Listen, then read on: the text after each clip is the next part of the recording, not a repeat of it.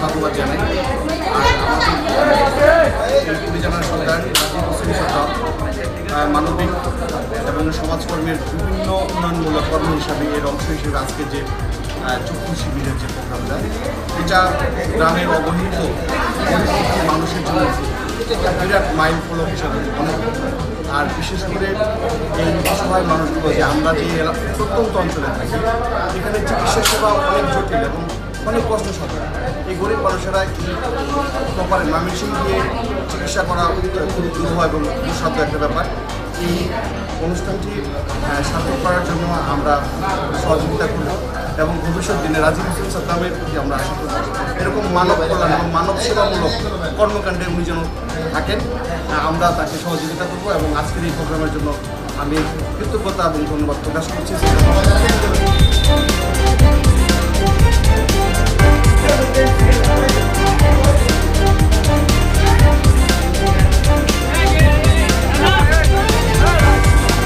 আমাদের ফুলবাড়িয়া থানার 2 নম্বর কুড়িজানা ইউনিয়ন একটা অবহেলিত এলাকা, যেখানে যোগাযোগ ব্যবস্থা যথেষ্ট সংকট এবং যথেষ্ট খারাপ।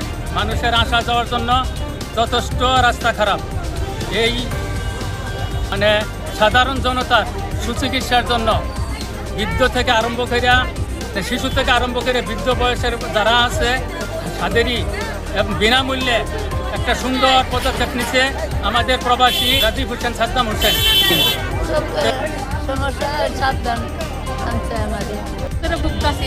এখন শুনলাম যে বিদেশ থেকে সাদ্দাম খান কুড়িজানা ইউনিয়নের বাসিন্দার যে বিনামূল্যে চিকিৎসা দিতেছে, তার জন্য আসছে।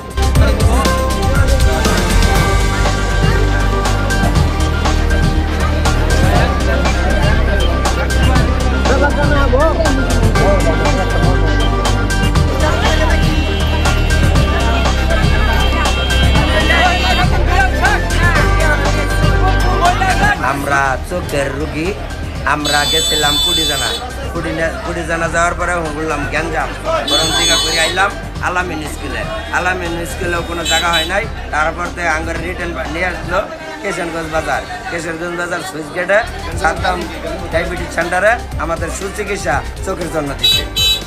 আমাদের বিনামূল্যে চক্ষু শিবিরের মূল উদ্দেশ্য হয়েছে যে তারা গরিব অসহায়, তাদের কিছুটা হলেও এটা উপকারে আসবে।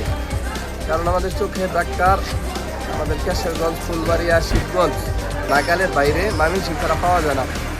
সেই চিন্তা করেই আমি এই চক্ষু শিবিরের আয়োজন করেছি এবং আমাদের এই আয়োজনটার সামনে যেন আমরা এর সাথে বড় পরিসরে করতে পারি, সেই আপনাদের সহযোগিতা কামনা করছি।